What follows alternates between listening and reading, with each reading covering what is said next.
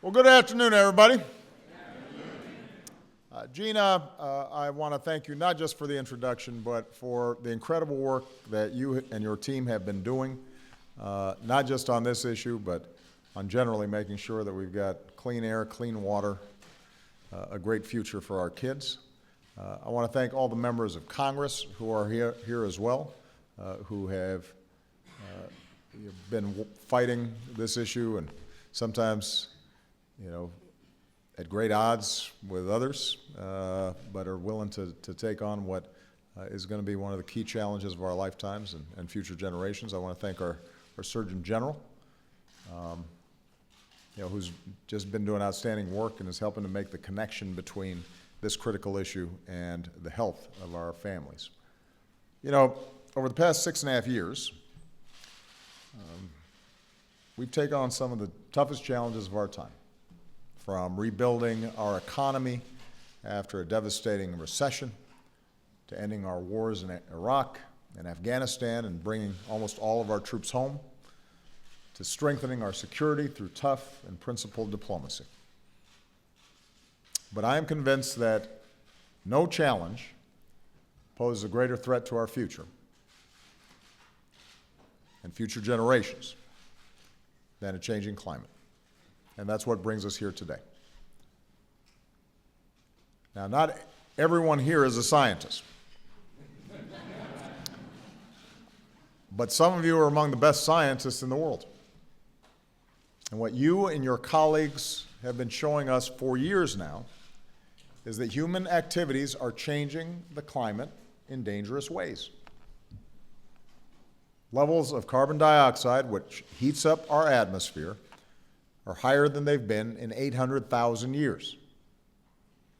2014 was the planet's warmest year on record, and we've been setting a lot of records in terms of warmest years over the last decade. One year doesn't make a trend, but 14 of the 15 warmest years on record have fallen within the first 15 years of this century. Climate change is no longer just about the future that we're predicting for our children or our grandchildren. It's about the reality that we're living with every day, right now. The Pentagon says that climate change poses immediate risks to our national security. While we can't say any single weather event is entirely caused by climate change, we've seen stronger storms, deeper droughts, longer wildfire seasons. Charleston and Miami now flood at high tide. Shrinking ice caps forced National Geographic to make the biggest change in its atlas since the Soviet Union broke apart. Over the past 3 decades, nationwide asthma rates have more than doubled. And climate change puts those Americans at greater risk of landing in the hospital. As one of America's governors has said, we're the first generation to feel the impact of climate change and the last generation that can do something about it. And that's why I committed the United States to leading the world on this challenge, because I believe there is such a thing as being too late. Most of the issues that I deal with, and I deal with some tough issues that cross my desk. By definition, I don't deal with issues if they're easy to solve, because somebody else has already solved them. And some of them are grim. Some of them are heartbreaking. Some of them are hard. Some of them are frustrating. But most of the time, the issues we deal with are ones that are temporally bound, and we can anticipate things getting better if we just kind of plug away at it, even incrementally. But this is one of those rare issues, because of its magnitude, because of its scope,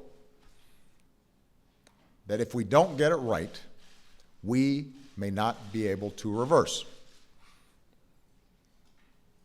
And we may not be able to adapt sufficiently. There is such a thing as being too late when it comes to climate change.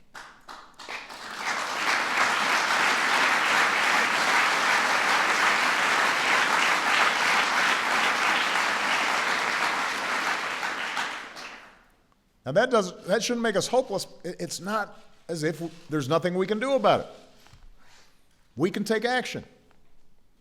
Over the past several years, America has been working to use less dirty energy, more clean energy, waste less energy throughout our economy.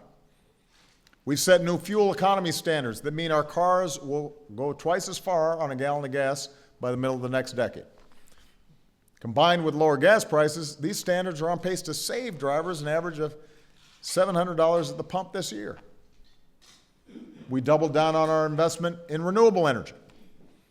We're generating 3 times as much wind power, 20 times as much solar power as we did in 2008. These steps are making a difference. Over the past decade, even as our economy has continued to grow, the United States has cut our total carbon pollution more than any other nation on earth. That's the good news.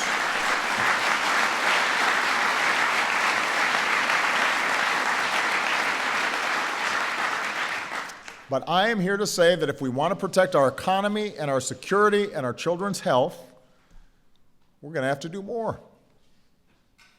The science tells us we have to do more. And this has been our focus these past 6 years. And it's particularly going to be our focus this month. In Nevada, later in August, I'll talk about the extraordinary progress we've made in generating clean energy and the jobs that come with it, and how we can boost that even further. I'll also be the first American president to visit the Alaskan Arctic, where our fellow Americans have already seen their communities devastated by melting ice and rising oceans, the impact on marine life. We're going to talk about what the world needs to do together to prevent the worst impacts of climate change before it's too late. And today we're here to announce America's Clean Power Plan, a plan 2 years in the making, and the single most important step America has ever taken in the fight against global climate change.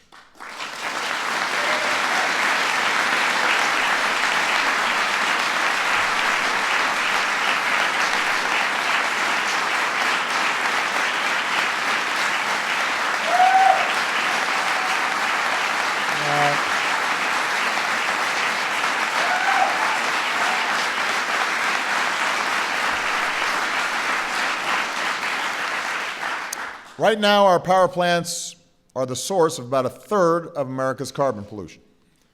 That's more pollution than our cars, our airplanes, and our homes generate combined. That pollution contributes to climate change, which degrades the air our kids breathe. But there have never been federal limits on the amount of carbon that power plants can dump into the air. Think about that. We limit the amount of toxic chemicals like mercury and sulfur and arsenic in our air or our water, and we're better off for it. But existing power plants can still dump unlimited amounts of harmful carbon pollution into the air. For the sake of our kids and the health and safety of all Americans, that has to change. For the sake of the planet, that has to change. So 2 years ago, I directed GINA and the Environmental Protection Agency to take on this challenge. And today, after working with states and cities and power companies, the EPA is setting the first ever nationwide standards to end the limitless dumping of carbon pollution from power plants.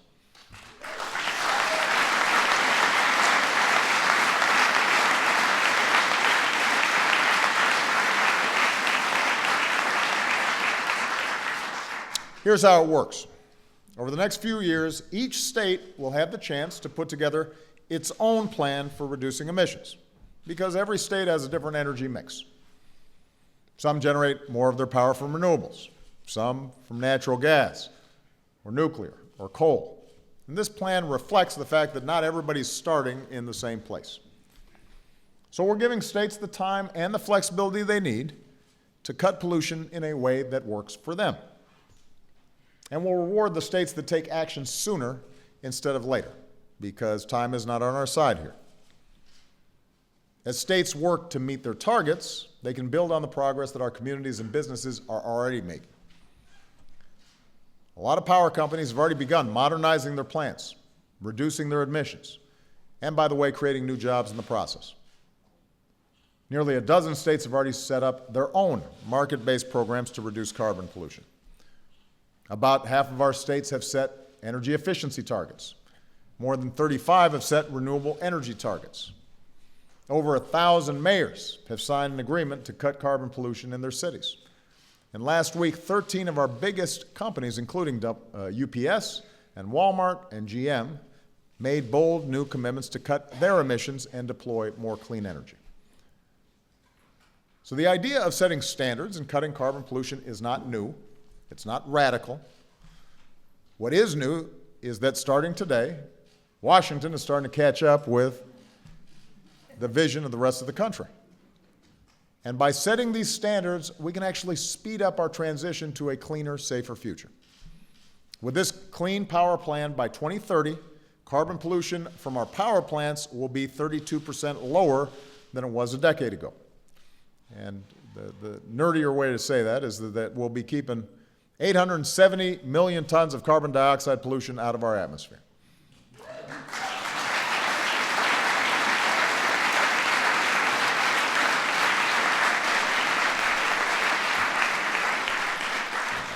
The simpler layman's way of saying that is that it's like cutting every ounce of emission due to electricity from 108 million American homes. Or it's the equivalent of taking 166 million cars off the road. By 2030, we will reduce premature deaths from power plant emissions by nearly 90%. And thanks to this plan, there will be 90,000 fewer asthma attacks among our children each year.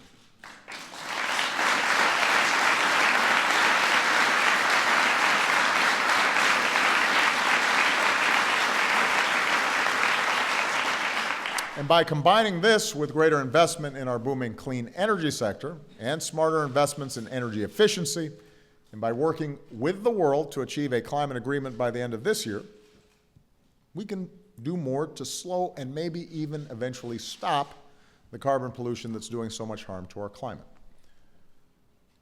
So this is the right thing to do. I want to thank again Gina and her team for doing it the right way. Over the longest engagement process in EPA history, they fielded more than 4 million public comments. They worked with states, they worked with power companies and environmental groups and faith groups and people across our country to make sure that what we were doing was realistic and achievable, but still ambitious. And some of those people are with us here today.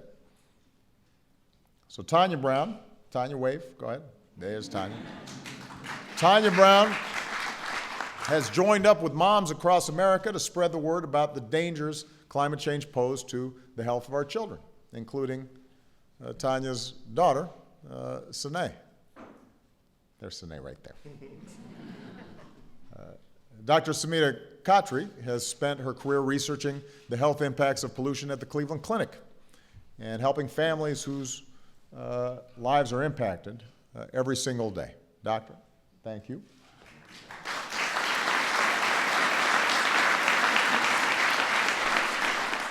Sister Joan Marie Stedman has helped rally Catholic women across America to take on climate. Sister, thank you so much for your leadership.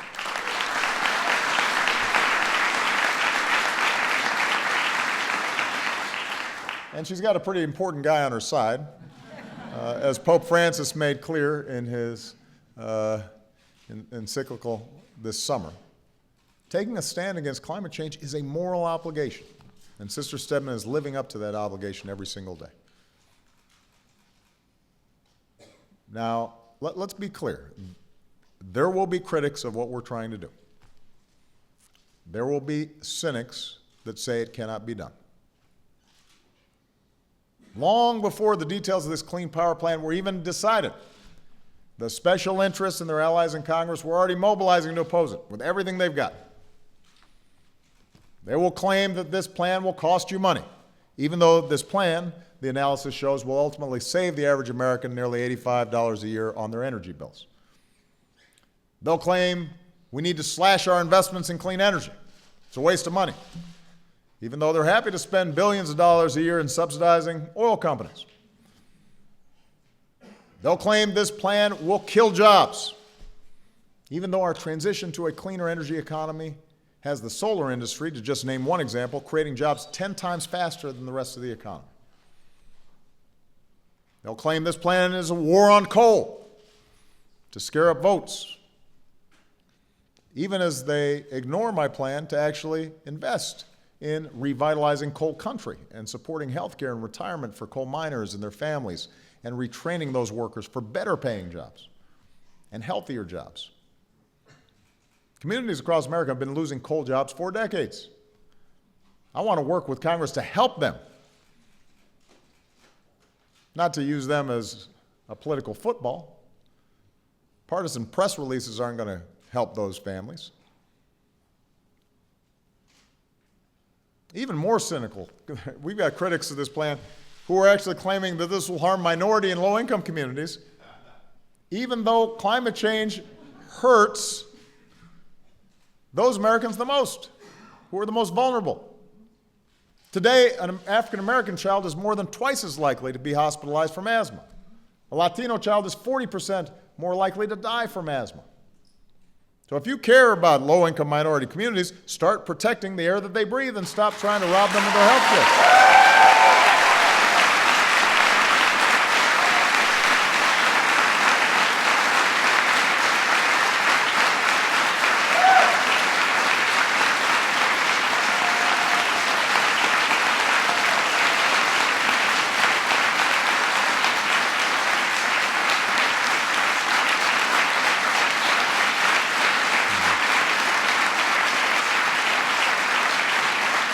And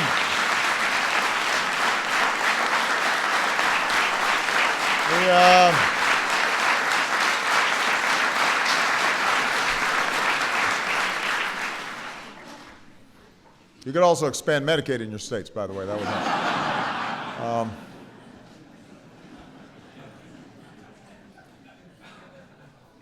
Here's the thing. We've heard these same stale arguments before.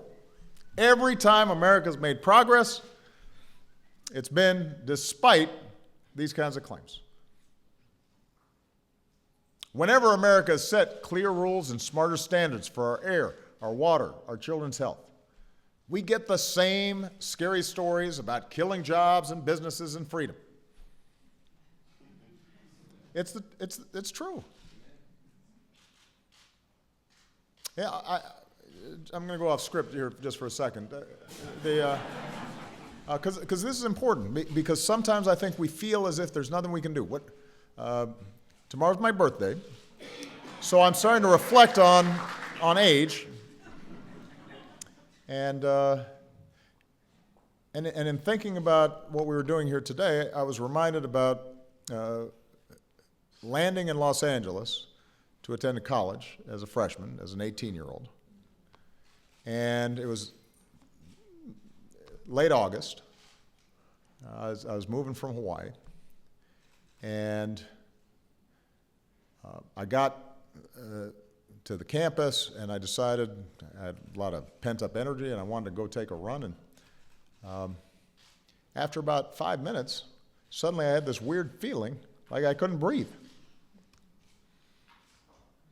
And the reason is back in 1979, Los Angeles still was so full of smog that there were days where people who were vulnerable just could not go outside, and they were fairly frequent. And folks who are older than me can remember the Cuyahoga River burning because of pollution, and acid rain threatening to destroy all the great forests of the Northeast. And you fast forward 30, 40 years later, and we solved those problems. But at the time, the same characters who are going to be criticizing this plan were saying this is going to kill jobs. This is going to destroy businesses. This is going to hurt low-income people. It's going to be wildly expensive. And each time they were wrong. And because we pushed through, despite those scaremongering tactics, you can actually run in Los Angeles without choking. And folks can actually take a boat out on that river. And those forests are there. So we got to learn lessons. We got to know our history. The kinds of criticisms that you're going to hear are simply excuses for inaction. They're not even good business sense. They underestimate American business and American ingenuity. In 1970, when Republican President Richard Nixon decided to do something about the smog that was choking our cities, they warned that the new pollution standards would decimate the auto industry. It didn't happen. Catalytic converters worked. Taking the lead out of gasoline worked. Our air got cleaner. In 1990, when Republican President George H.W. Bush decided to do something about acid rain, said the bills would go up, our lights would go off, businesses would suffer a quiet death. It didn't happen. We cut acid rain dramatically, and it cost much less than anybody expected because businesses, once incentivized, were able to figure it out. When we restricted leaded fuel in our cars, cancer-causing chemicals in plastics, it didn't end the oil industry, it didn't end the plastics industry. American chemists came up with better substitutes. The fuel standards we put in place a couple of years ago didn't cripple automakers. The American auto industry retooled. Today, our automakers are selling the best cars in the world at a faster pace than they have in almost a decade. They've got more hybrids and more plug-ins and more high fuel-efficient cars, giving consumers more choice than ever before and saving families at the pump. We can figure this stuff out as long as we're not lazy about it. As long as we don't take the path of least resistance. Scientists, citizens, workers, entrepreneurs, together as Americans, we disrupt those stale old debates, upend old ways of thinking. Right now, we're inventing whole new technologies, whole new industries, not looking backwards, we're looking forwards. And if we don't do it, nobody will. The only reason that China is now looking at getting serious about its emissions because they saw that we were going to do it too. When the world faces its toughest challenges, America leads the way forward. That's what this plan is about.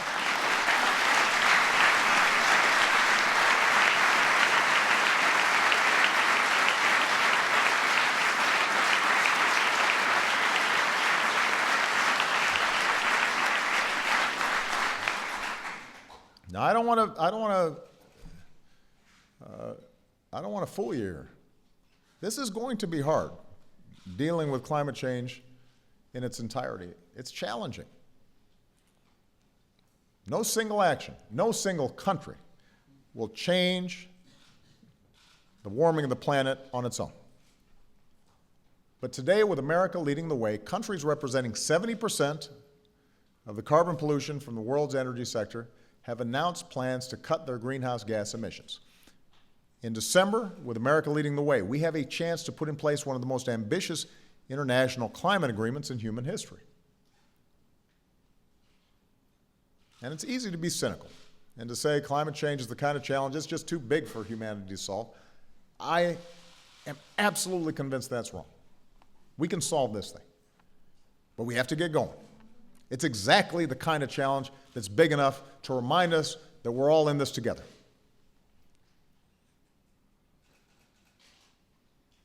Last month, for the first time since 1972, NASA released a blue marble, a single snapshot of the Earth taken from outer space. And so much has changed in the decades between that first picture and the second. Borders have shifted, generations have come and gone. Our global population has nearly doubled. But one thing hasn't changed. Our planet is as beautiful as ever. It still looks blue. And it's as vast, but also as fragile, as miraculous as anything in this universe. This blue marble belongs to all of us. It belongs to these kids who are here. There are more than 7 billion people alive today. No matter what country they're from, no matter what language they speak, every one of them can look at this image and say, that's my home. And we're the first generation to feel the impact of climate change. We're the last generation that can do something about it. We only get one home. We only get one planet. There's no plan B. I don't want my grandkids not to be able to swim in Hawaii or not to be able to climb a mountain and see a glacier because we didn't do something about it. I don't want millions of people's lives disrupted and this world more dangerous because we didn't do something about it. That'd be shameful of us. This is our moment to get this right and leave something better for our kids. Let's make most of that opportunity. Thank you, everybody. God bless you. God bless the United States of America. Thank you.